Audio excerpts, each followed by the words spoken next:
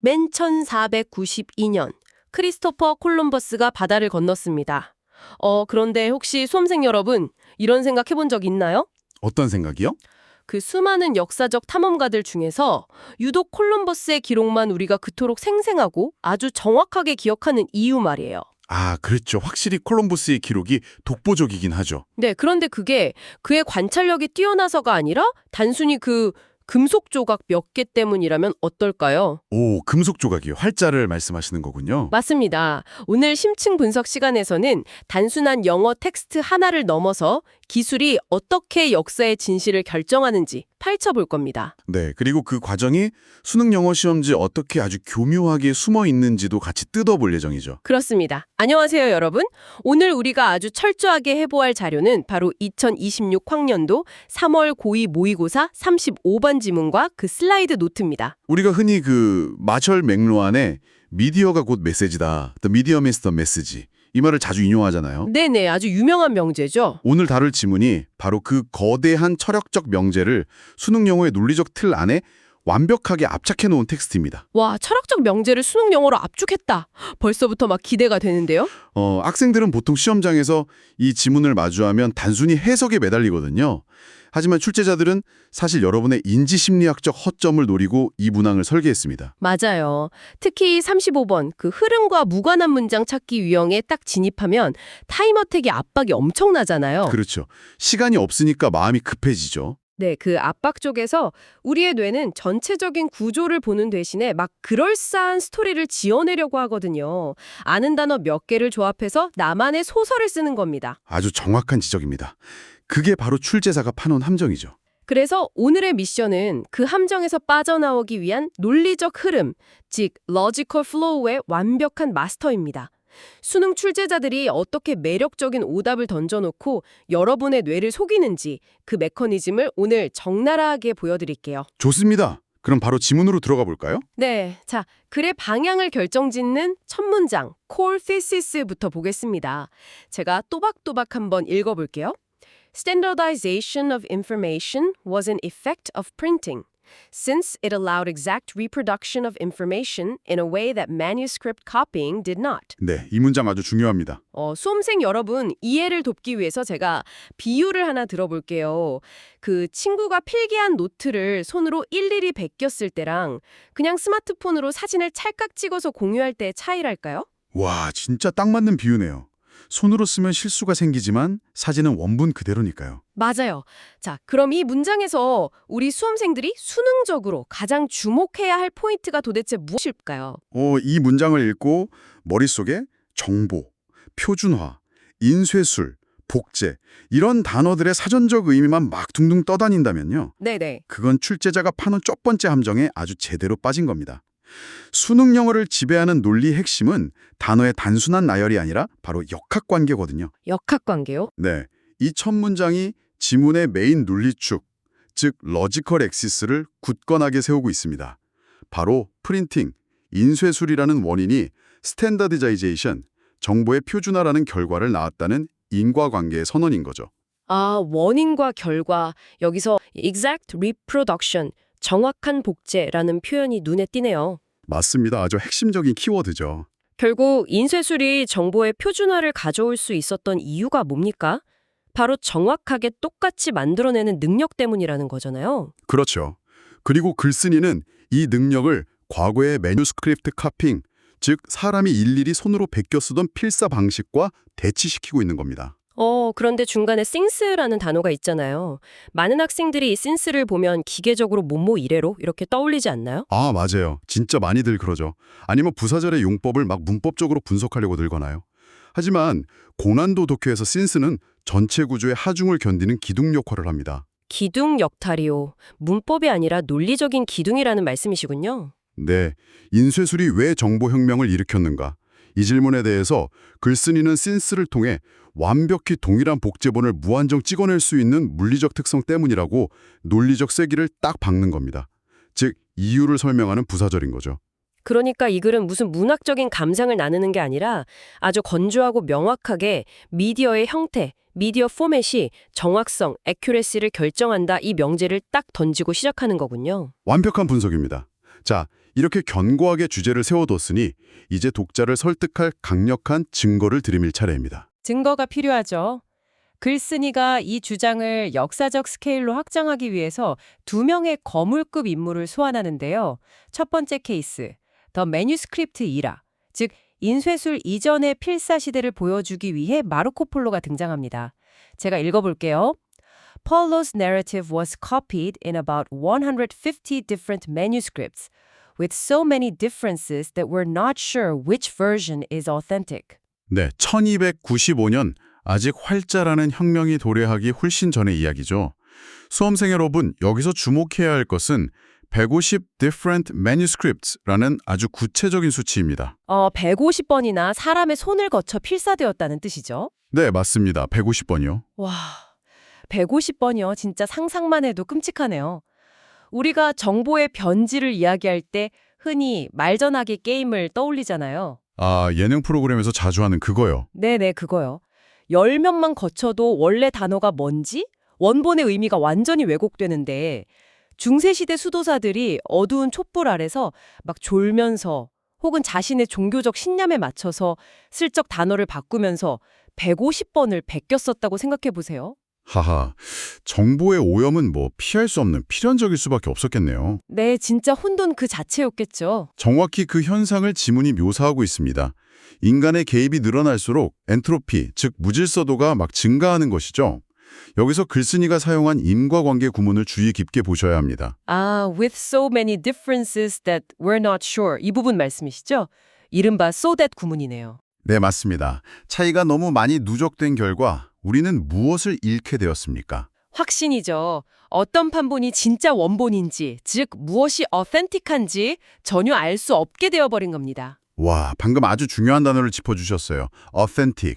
이 단어는 진짜의 진품에라는 뜻인데 이 지문의 대조축을 형성하는 핵심 필수 어휘 중 하나입니다. 반드시 외워야 해요. authentic, 진짜의. 필사시대의 궁극적인 결론은 결국 불확실성, not sure라는 거네요. 그렇습니다. 원본과의 일치 여부를 증명할 수 없는 혼돈의 상태, 그것이 기술적 한계가 만들어낸 역사적 장벽이었던 겁니다. 출제자는 이 문장을 통해 여러분의 머릿속에 필사는 차이의 발생이고 결국 진위 여부가 불명확하다는 하나의 거대한 카테고리를 완성시켰습니다. 자, 그럼 이제 분위기를 완전히 뒤집을 두 번째 케이스, The Print 이랄의 크리스토퍼 콜럼버스가 등장할 타이밍입니다. 잘 들어보세요.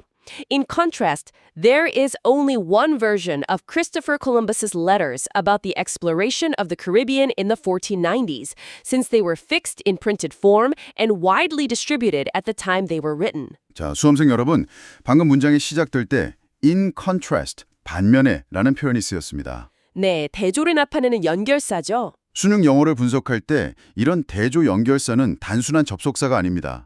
이건 출제자가 여러분에게 보내는 일종의 비상신호, 즉 로직 태그라고 볼 수 있어요. 비상신호요? 사이렌이 울리는 거군요. 네, 앞서 마르코 폴로로 구축해둔 불확실성의 세계를 완전히 무너뜨리고 이제부터 완벽하게 대칭되는 확실성의 세계를 보여주겠다는 선전포고와 같은 거죠. 맞아요. 이 인컨트레스를 기점으로 글의 분위기가 확 바뀝니다. 마르코 폴로 때는 150개의 판본이 난립했다고 했는데 콜럼버스의 편지는 단 하나의 버전, only one 버전만 존재한다고 하잖아요. 극과 극의 대조죠. 똑같은 탐험가의 기록인데 어떻게 이렇게 극명한 차이가 나는 걸까요? 여기서 또 한 번 센스가 등장하면서 그 해답을 속 시원하게 줍니다. 그 해답의 중심에 바로 fixed 라는 단어가 있습니다. 고정된, 변하지 않는다는 뜻이죠. 편지들이 인쇄된 형태, printed form으로 고정, fixed 되었다는 것. 이것이 인쇄술의 막강한 물리적 힘이자 동시에 혁명성입니다. 필사시대에는 문자가 막 액체처럼 흘러다니면서 모양이 변했다면 인쇄시대의 문자는 금속 활자에 의해서 고체로 꽁꽁 얼어붙어 버린 거네요. 와, 고체로 얼어붙었다는 표현이 정말 확 와닿네요. 아주 정확한 이해입니다. 종이 위에 잉크가 한번 콱 박히는 순간 그 정보는 더 이상 인간의 자의적인 해석이나 실수에 의해 변형될 수 없는 상태로 박제되는 거군요. 네, 그리고 그렇게 고정된 동일한 형태가 널리 배포, widely distributed 되었기 때문에 후대 사람들은 어떤 판본이 진짜인지 고민할 필요가 전혀 없는 거고요. 이것이 바로 지문의 첫 문장에서 언급되었던 exact reproduction, 정확한 복제가 역사적으로 어떻게 증명되었는지를 보여주는 완벽한 예시입니다. 자, 이제 출제자가 세팅해 놓은 무대가 완성되었습니다. 무대 세팅 완료! 보스, 인쇄물, 고정된 형태, 확실성이 있습니다. 수험생 여러분의 머릿속에 이 거대한 저울이 수평을 딱 이루고 있어야 합니다. 이 저울의 핵심은 결국 정보가 담기는 매체, 미디어 포맷과 그로 인한 정확성, accuracy의 차이죠. 자, 그런데 수능 출제자들은 가만히 있지 않습니다. 이 아름답고 균형 잡힌 저울에 몰래 돌덩이를 하나 쓱 올려놓거든요. 아주 치명적인 돌덩이죠. 바로 대망의 35번 문제, 흐름과 무관한 함정 문장입니다. 수험생 여러분, 지금 타임어택에 쫓기는 고사장에 앉아있다고 상상하시고 이 문장을 한번 들어보세요. Christopher Columbus's travel logs are largely lacking in sharp observation, suggestive reflection, or even much of a sense of novelty. 자, 어떠신가요? 글의 흐름이 자연스럽게 느껴지시나요? 잠깐만요. 제가 만약 지금 시간에 쫓겨서 마음이 엄청 급한 상태라면요. 이 문장을 완벽하게 자연스럽다고 느낄 것 같아요. 오, 어떤 이유에서요? 왜냐하면 일단 주어가 똑같잖아요. 앞문장도 크리스토퍼 콜럼버스, 이 문장도 크리스토퍼 콜럼버스의 항해 일지. 그렇죠. 겉보기엔 똑같죠. 게다가 sharp observation, 날카로운 관찰력이라든가 novelty, 새로움 같은 단어들 있잖아요. 이런 건 모의고사 지문에서 뭔가 심오한 학술적 비판을 할 때 자주 등장하는 굉장히 고급스럽고 익숙한 어휘들이거든요. 네네, 아주 매력적인 오답의 조건이죠. 그게 바로 인간의 뇌가 작동하는 방식을 철저하게 역이용한 출제자의 아주 악랄하고도 정교한 함정입니다. 악랄하다는 표현이 딱 맞네요. 학생들은 압박감 속에서 구조적 논리, 스트럭처보다 서사적 맥락, 내레이티브를 먼저 차리려는 경향이 있습니다. 역사적 인물이 등장하면 무의식적으로 그 인물의 업적이나 개인적 자질, 그가 남긴 기록의 문학적, 역사적 가치를 평가하는 이야기로 글의 성격을 혼자서 둔갑시켜버리는 거죠. 잠깐만요. 그럼 이 지문이 갑자기 장르를 슬쩍 바꿨다는 말씀이신가요? 정확합니다. 완벽한 주제 이탈, subject shift입니다.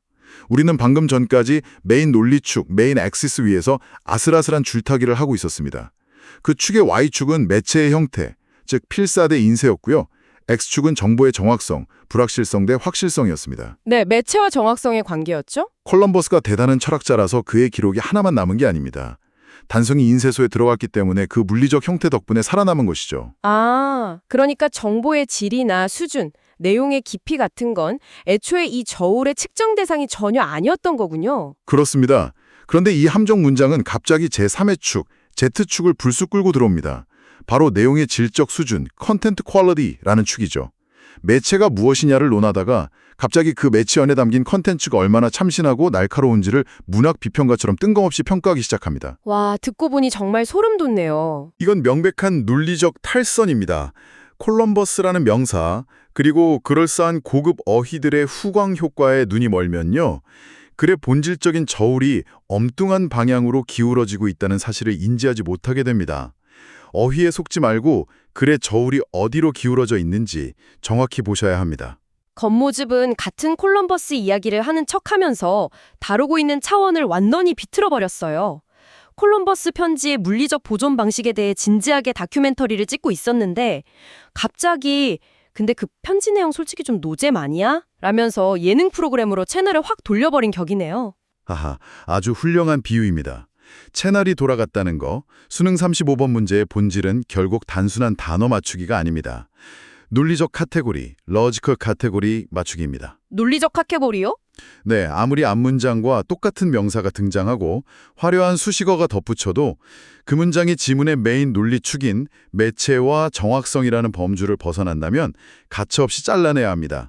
그것이 흐름과 무관한 문장 찾기 유형의 유일한 파해법입니다. 아, 이렇게 불순물이 가득한 함정 문장을 과감하게 도려내고 나면 꽉 막혔던 혈관이 뻥 뚫리듯이 글의 논리가 결론을 향해 시원하게 흘러가겠네요. 지문의 대미를 장식하는 마지막 결론 문장, conclusion 확인해 보겠습니다. So the certainty of accuracy was a way that printing was an improvement over the old oral manuscript culture. 수험생 여러분, 이 마지막만 문장을 읽는 순간 여러분의 뇌리에는 완벽한 퍼즐 조각이 딱 맞춰지는 쾌감이 느껴져야 합니다. 쾌감이요. 네, 문장의 구조를 한번 해부해 볼까요? 따라서 certainty of accuracy, 정확성에 대한 확신은 printing, 인쇄술이 old oral manuscript culture, 기존의 구술 및 필사 문화보다 improvement, 나아진 점이었다. 이 문장 어딘가 굉장히 익숙한데요. 인쇄술, 정확성. 아까 맨 처음 읽었던 주제문, core thesis랑 완전히 겹치잖아요. 눈치채셨군요. 네. 첫 문장에서 인쇄술이 정확한 복제를 가져왔다고 했고, 마지막 문장에서 인쇄술의 정확성이 과거 필사 문화를 뛰어넘는 발전이었다고 끝맺고 있어요. 판박이네요, 판박이. 그렇습니다. 논리전개의 가장 완벽한 형태 중 하나인 수미상관, circular structure 구조입니다. 첫 문장에서 던진 화두를 마르코 폴로와 콜럼버스라는 강력한 대조 사례를 통해 완벽하게 증명해낸 뒤에 마지막에 다시 한번 주제를 세련되게 변형하여 쾅 찍어 누르는 것이죠. 와, 진짜 빌드업이 장난이 아니네요. 이런 단단한 구조에서는 중간에 내용의 참신함 따위를 운운하는 그 예능 채널 같은 함정 문장이 끼어들 틈이 추호도 없습니다. 정말이지 빈틈없는 논리의 철벽 방어네요. 자, 수험생 여러분, 이제 눈을 감고 머릿속에 이 글의 전체 구조도 매크로 로직 맵을 크게 그려보세요. 네, 한번 상상해 보세요. 왼쪽에는 과거의 구술 및 필사 문화가 자리 잡고 있습니다. 마르코 폴로의 이야기처럼 입에서 입으로, 손에서 손으로 전해지며 정보가 오염되고 결국 무엇이 진짜인지 알 수 없게 된 혼란, 케오스의 세계죠. 네, 불확실성의 세계죠. 그리고 반대쪽 오른쪽에는 인쇄 문화가 있습니다. 활자가 잉크를 만나 종이 위에 단단하게 고정되고 fixed, 똑같은 모습으로 무한히 배포되어 단 하나의 확실한 판본만을 남기는 질서, certainty의 세계입니다. 그리고 그 두 세계 사이 그 거대한 역사적 간극을 이어주는 단단한 다리가 바로 첫 문장에 등장했던 standardization of information, 정보의 표준화인 것입니다. 아, 정보의 표준화가 다리 역할을 하는 거군요. 네, 여러분이 수능 시험장에서 마주하는 지문들은 결코 무작위로 긁어온 텍스트의 파편이 아닙니다. 이처럼 고도로 계산되고 정교하게 설계된 논리의 건축물이죠. 논리의 건축물. 네, 그 뼈대를 꿰뚫어보는 시야를 갖춘다면 아무리 출제자가 매력적인 함정을 파놓아도 정답은 스스로 손을 들고 서 있는 걸 볼 수 있을 겁니다. 오늘 이심층 분석을 통해 여러분의 머릿속에 아주 튼튼한 논리의 기둥이 세워졌을 거라 확신합니다. 자, 오늘 다룬 지문에서 시험장까지 반드시 챙겨가야 할 핵심 뼈대 어휘들 다시 한번 확실하게 짚고 넘어갈게요. 네, 단어 정리 필수죠. 첫째, 인쇄술이 만들어낸 정보의 규격화, 스탠다다이제이션, 표준화죠. 둘째, 그 표준화를 가능하게 한 핵심 메커니즘, 리프로덕션, 복제입니다. 셋째, 필사시대의 150개 판본 속에서는 절대 확신할 수 없었던 원본의 가치, 어센틱, 진짜의 라는 뜻이죠. 아주 중요한 단어입니다. 마지막으로 문자를 액체에서 고체로 만들어버린 인쇄술의 물리적 힘, fixed, 고정된 입니다. 이 네 가지 단어가 구성하는 대조축만 명확히 기억해도 이 지문은 여러분의 완벽한 득점밭이 될 겁니다. 훌륭한 요약입니다. 단어의 뜻을 한국어로 단순히 외우는 것에 그치지 말고요. 그 단어가 글의 축 안에서 그리고 전체적인 구조 안에서 어떤 역할을 수행하고 있는지 그 역학관계를 이해하시길 바랍니다. 네네. 어휘를 지배하는 자가 논리를 지배합니다. 어휘의 표면적 화려함에 속지 않고 그것이 지탱하고 있는 논리적 하중을 볼 수 있을 때 비로소 영어 지문을 완벽하게 통제할 수 있습니다. 오늘 함께한 분석이 여러분이 수능 영어의 논리적 함정을 돌파하는데 아주 강력한 무기가 되기를 바랍니다. 자, 이제 심층 분석 시간을 마무리하면서 수험생 여러분이 혼자 곰곰이 씹어볼 만한 도발적인 질문을 하나 던져볼까 합니다. 오, 도발적인 질문. 어떤 질문일지 기대가 되네요. 오늘 지문의 핵심은